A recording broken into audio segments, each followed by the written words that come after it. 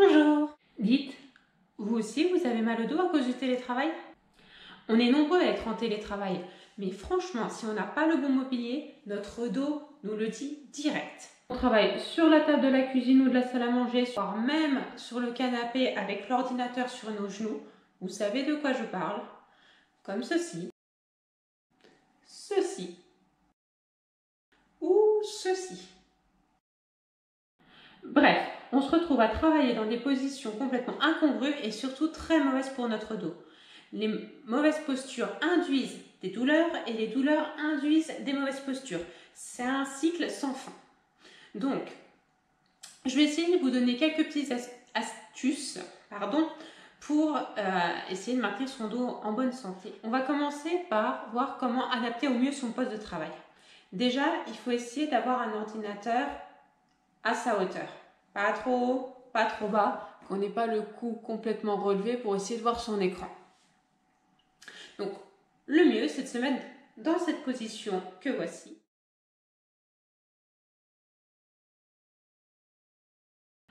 La deuxième petite astuce, c'est d'avoir une balle de tennis ou un coussin. Je vous explique pourquoi. Balle de tennis et le coussin, c'est exactement pareil. Ça permet de se tenir droit si on a un dossier ou un mur derrière soi. Vous voyez cette petite balle? Je la mets au niveau de mon dos et je suis obligée d'ouvrir un petit peu les épaules, donc au milieu de mon dos, voire même entre les omoplates, pour garder mon dos droit et surtout pour ne pas faire tomber la balle. La balle n'est pas très confortable. Vous pouvez prendre un coussin, c'est exactement la même chose. Si vous commencez à courber un petit peu, ça tombe. Donc ça, c'est juste une petite astuce comme ça. Moi, ça me convient. À vous de voir, à vous d'essayer et vous me direz. La troisième petite astuce, c'est l'assise dynamique. L'assise dynamique, c'est s'asseoir sur un feedball par exemple. C'est légèrement instable, mais on reste assis. Et ça permet de travailler à la fois l'équilibre et surtout la posture. Ouvrir légèrement le dos. Vous verrez qu'au début, c'est pas très évident. Et au fur et à mesure, ça vient. Le deuxième point dont je voulais vous parler, ce sont les pauses actives. Alors comme son nom l'indique, une pause active, c'est une pause où on bouge. Donc ce que je vous propose, c'est que dans une prochaine vidéo, je vous donne quelques petits étirements à faire régulièrement qui prennent 5-10 minutes, pas plus.